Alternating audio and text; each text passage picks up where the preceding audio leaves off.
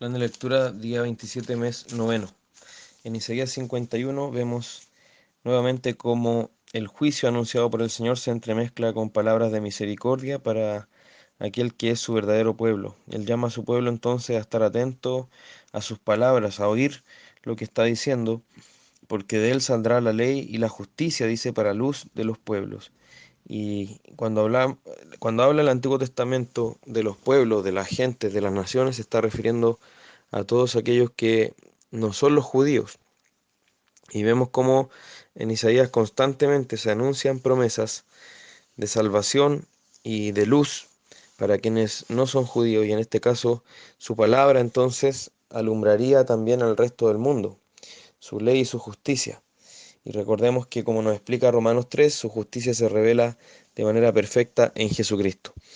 Y llama a los israelitas a ver de dónde fueron sacados, de Abraham, de Sara, a quienes el Señor llamó cuando aún Abraham era solo uno, y lo llamó entonces para bendecirlos. Y vemos cómo se mezcla esto con el anuncio también de juicio, de cómo la actual creación en su forma que podemos verla hoy será deshecha, porque esta creación fue corrompida por el pecado y está bajo los efectos de ese pecado, de esa rebelión, y mientras esta creación entonces, o esta forma en que la creación está actualmente, será deshecha y dará paso a una nueva creación, su salvación será para siempre, su justicia no perecerá, dice. Entonces, llama también a no confiar en la fuerza de los pueblos, que no es nada en realidad, sino a confiar en el Señor, que es el que ha hecho maravillas por su pueblo, no solo creó todas las cosas, sino que ha redimido a su pueblo. Y recordemos que el mayor acto redentor antes de Cristo fue el Éxodo, como el Señor sacó a su pueblo de Egipto con gran poder. Entonces no somos llamados a tener temor del hombre, sino a tener temor del Señor que hizo los cielos y la tierra. Entonces el Señor afirma su amor para su pueblo, para aquel que verdaderamente es su pueblo. Nunca confundamos la multitud del Israel nacional con el Israel espiritual, que siempre estuvo envuelto en medio de esa nación, estuvo envuelta esa verdadera nación que es para Dios, ese verdadero pueblo de Dios que siempre ha sido por la fe. Y algo también muy hermoso es lo que dice el versículo 22, que el Señor aboga por su pueblo. El Señor es el que ha tomado la causa de su pueblo sobre sus hombros. Y en el capítulo 52 anuncia que va a liberar del cautiverio a Sión, a su pueblo. Este nombre de Sión une los conceptos de su reino con su pueblo. Es su pueblo habitando bajo su gobierno en un reino visible. Y veamos cómo entonces esto se va a hacer realidad de manera perfecta en la nueva Jerusalén, ya en la nueva creación, como nos relata Apocalipsis 21 y 22. Y ahí es justamente donde se dice que nunca más entrará en ella cosa inmunda, pero se está anunciando desde acá. Y veamos cómo esta restauración de Sion, que algunos han tomado como algo terrenal y que solo se refiere al Israel físico, el mismo apóstol Pablo y el mismo apóstol Juan también lo toma como la imagen de la Nueva Jerusalén, pero también la imagen de la evangelización, cómo el evangelio va a ir ganando terreno en el mundo hasta llenarlo todo, hasta evangelizar finalmente a toda tribu, pueblo, lengua y nación. Por eso dice en el versículo 7, cuán hermosos son sobre los montes los pies del que trae alegres nuevas, del que anuncia la paz, dice, del que trae nuevas del bien, del que publica la salvación, del que dice a Sión, tu Dios reina. Fijémonos que ese versículo después lo toma el apóstol Pablo en Romanos 10 para hablar de que es necesaria la predicación del Evangelio para que la salvación llegue también a otros, y así todo el que invocar el nombre del Señor será salvo. Y esa obra también tiene que ver con cómo el Señor demuestra su poder en la tierra y llama a su pueblo a salir de la inmundicia del mundo y a ser purificado entonces por la obra del Señor. Y es el Señor quien nos congregará, como dice. Y luego en el versículo 13 en adelante, el capítulo 52, hay un pequeño pasaje. Estos últimos tres versículos deberían haber estado en el capítulo 53, siguiendo la lógica, porque aquí empieza a hablar del siervo del Señor, que será prosperado, será engrandecido, será glorificado, pero antes de eso va a ser humillado hasta lo sumo. Y Veamos que nos dice que asombrará él a muchas naciones. Y vemos cómo nuevamente se anuncia la salvación de los gentiles y su venida, su llegada a Cristo. Y en el capítulo 53 tenemos este célebre, este famoso capítulo que nos relata ya en el tiempo de Isaías, varios siglos antes de Cristo, cómo iba a padecer el siervo de Dios, cómo iba a padecer Jesucristo.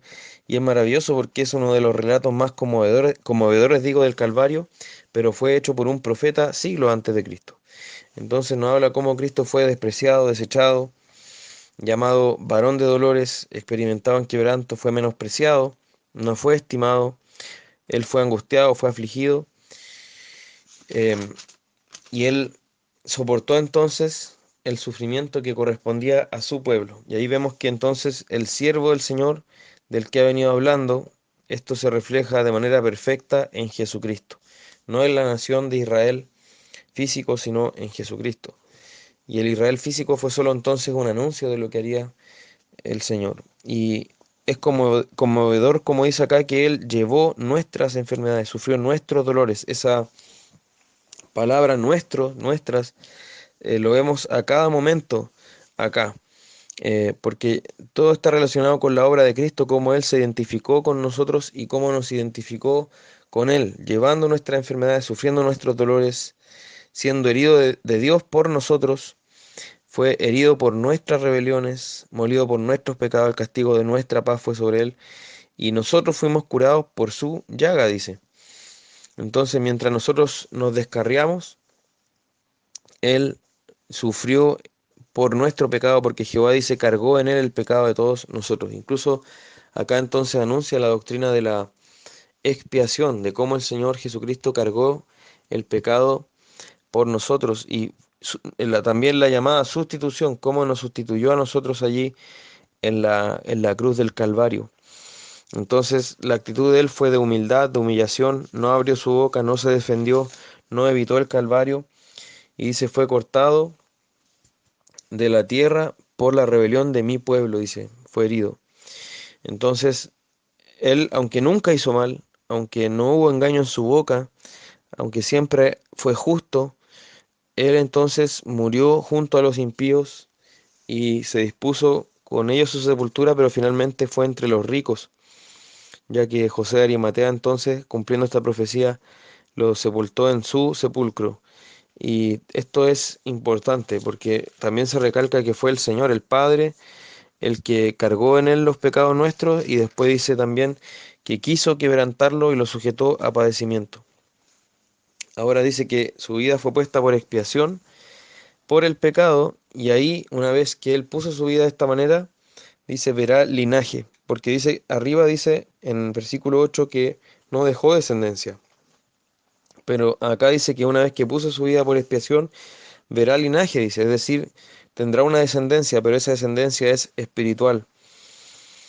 Y luego vemos que él que cuando vea el fruto de la aflicción de su alma quedará satisfecho. Es decir, una vez que haga su sacrificio, ya entenderá que cumplió su obra y quedará satisfecho. Es como cuando el Señor en la creación dijo y vio Dios que era bueno. Acá, una vez que Cristo hizo su sacrificio, también vio que era bueno y derramó su vida hasta la muerte entonces y fue contado con los pecadores. Llevó el pecado de muchos, dice, oró por los transgresores y por eso mismo el versículo 12 dice que tendrá parte con los grandes, es decir, será exaltado, como nos dice Filipenses, fue exaltado hasta lo sumo. Entonces, este es un pasaje que debemos tratar de aprenderlo de memoria, debe estar constantemente en nuestro corazón, porque es una firme ancla para nuestra esperanza. El Salmo 69 fue comentado en la primera parte de este plan, en Proverbios 24:7 nos habla de que el insensato finalmente no puede alcanzar la sabiduría y en la puerta no abrirá su boca. La puerta era el lugar donde se realizaban las transacciones comerciales, los juicios, los contratos y también se hablaban discursos de sabiduría. Ahí el insensato entonces no puede abrir su boca. Y por último, en Efesios 5 tenemos la continuación de esta aplicación que hace ya el apóstol sobre la, las enseñanzas que ha hecho antes. Es decir, Él ha explicado quién es Dios, cuál es la gran salvación que nos ha dado, y ahora se dedica a decir entonces cómo debemos vivir sobre esa salvación. Y destaca entonces el encabezado que, dado lo anterior, lo que ha explicado, nosotros debemos ser imitadores de Dios como hijos amados. Ahí nos da la imagen de los hijos, cómo imitan a sus padres. A veces inconscientemente uno puede ver a sus hijos como incluso gestos los imitan de nosotros. Y así nos llama como hijos amados a imitar al Señor y a andar en amor, por tanto, como Cristo nos amó, se entregó a sí mismo por nosotros.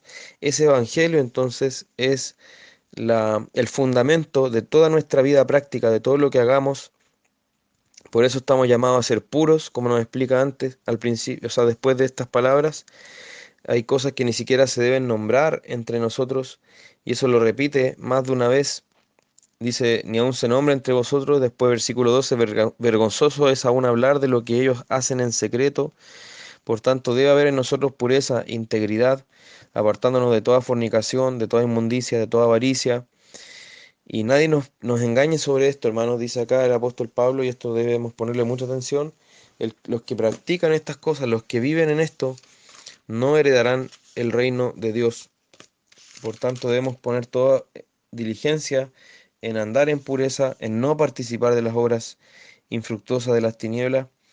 Eso también lo repite dos veces, o lo dice dos veces. También hace el contraste de que en otro tiempo, ese contraste tan marcado en esta carta, en otro tiempo éramos tinieblas, ahora somos luz, por tanto debemos andar como lo que ya somos.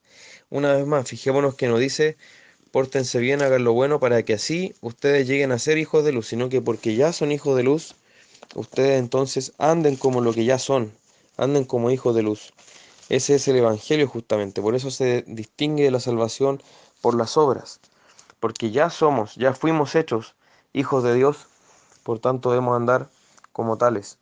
Y nos habla también de la luz, de cómo la luz manifiesta todo y nos despierta y nos muestra entonces la gloria de Cristo. También nos llaman a ser diligentes en cómo andamos, en cómo vivimos, en cómo nos conducimos, aprovechando bien el tiempo, porque los días son malos. Por tanto, debemos ser entendidos de cuál sea la voluntad de Dios, dice acá. Si hay algo que debemos dedicarnos a entender, es la voluntad de Dios. Que no nos dé pereza leer la Biblia, que no nos dé pereza estudiarla, profundizar en ella, que no nos dé pereza la oración, sino que dediquémonos a estas cosas.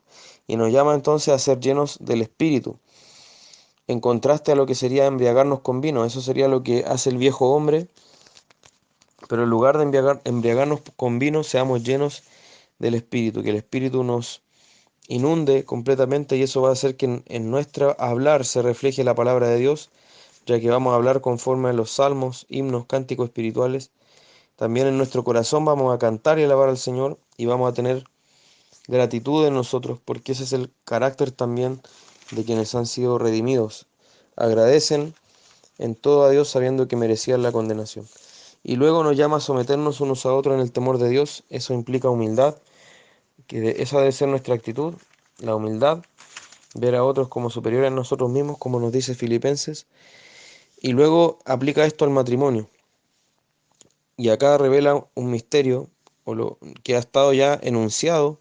Lo podemos ver en el libro de Cantares, lo podemos ver en distintas figuras usadas en los profetas como Ezequiel, como Isaías, y es que el Señor usa el matrimonio para reflejar su relación, la relación que Él tiene con su pueblo. La mujer entonces refleja al pueblo de Dios, y Cristo refleja eh, o se ve reflejado en el marido. Entonces, tal como la iglesia debe estar sujeta al Señor, las casadas estén sujetas a los maridos. Fijémonos que es como al Señor. Es decir, también implica que debe haber, o sea, hay un marco para esto, y es la palabra de Dios. La sumisión no abarca la desobediencia a Dios. La mujer nunca debe seguir a su marido cuando éste desobedece al Señor. Y tenemos un caso bíblico: Zafira siguió a su marido Ananías, y eso le costó la condenación. Por otra parte, el marido tiene como ejemplo a Cristo, quien es cabeza de la iglesia. Él es cabeza de su mujer y debe entregarse por ella, al igual que Cristo se entregó por la iglesia y es un amor entonces sacrificial y que tiene un objetivo, que es la santidad de la esposa. Cristo se entregó para que su esposa sea santa, nosotros también debemos entregar nuestras vidas para que nuestras esposas sean santas y sin mancha. Y eso entonces nos desafía a amar a nuestras esposas como Cristo amó a la iglesia. Cristo amó a la iglesia como su cuerpo. Nosotros entonces también debemos amar a nuestra esposa como a nosotros mismos, como a nuestro propio cuerpo, dice. Y acá aplica entonces el pasaje de que serán una sola carne. No hay quien gane entonces, por ejemplo, en una pelea matrimonial. Si hay una pelea en el matrimonio, ambos pierden porque son una sola carne. Se están haciendo daño a sí mismos. Y esta es una de las cosas que más nos ayudará a recordar cuando exista un conflicto en el matrimonio. Entonces, veamos cómo nuestro matrimonio debe ser una imagen viva, una alegoría de Cristo y la Iglesia, por tanto debemos orar constantemente para que esto sea una realidad en nosotros. El Señor nos ayude en todas estas cosas.